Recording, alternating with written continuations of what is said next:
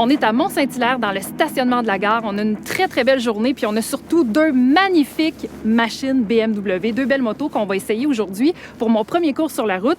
J'ai pas dormi de la nuit. Est-ce que c'est de la nervosité ou c'est de l'excitation? Moi, je vote plus pour l'excitation, Martin.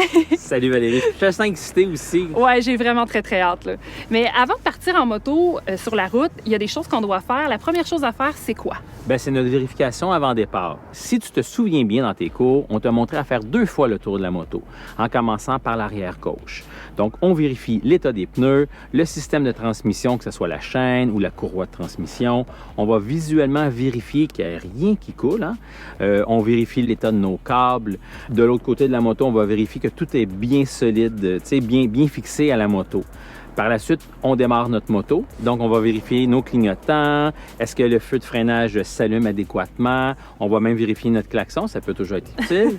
Puis, on va vérifier notre interrupteur d'urgence. Après la vérification, il faut valider que je fais mes manœuvres comme il faut, que j'ai bien appris pendant mes cours en circuit. Tout à fait. Fait que je valide si tu fais bien ton gauche-droite-gauche, si tu maîtrises bien ta zone de friction, l'utilisation de ton frein avant.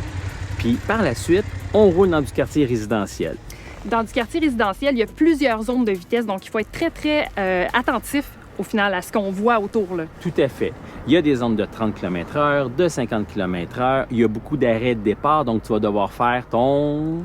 Mon gauche-droite-gauche. Ton gauche-droite-gauche. Je m'assure que tu utilises bien tes freins, qu'on a une vue à 360. Hein? Bien, en fait, il faut vraiment maîtriser l'environnement parce qu'il y a des gens, on n'est pas dans un circuit fermé, il y a vraiment des gens qui peuvent traverser, il y a des voitures, donc il faut que je sois très, très à l'aise. Tout à fait, il y a des usagers vulnérables, hein, des piétons, des cyclistes. On roule aussi sur des artères principales, donc avec des entrées, des sorties de commerce. Donc là encore, il faut porter attention à notre environnement. Puis on va aussi faire le fameux carrefour giratoire. Ça, c'est quelque chose qui est déjà pas facile quand on est automobiliste.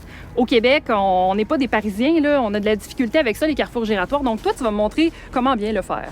Puis, c'est pourtant si simple. Hein? Le principe du carrefour giratoire, c'est tu cèdes le passage et t'indiques ton intention de sortie.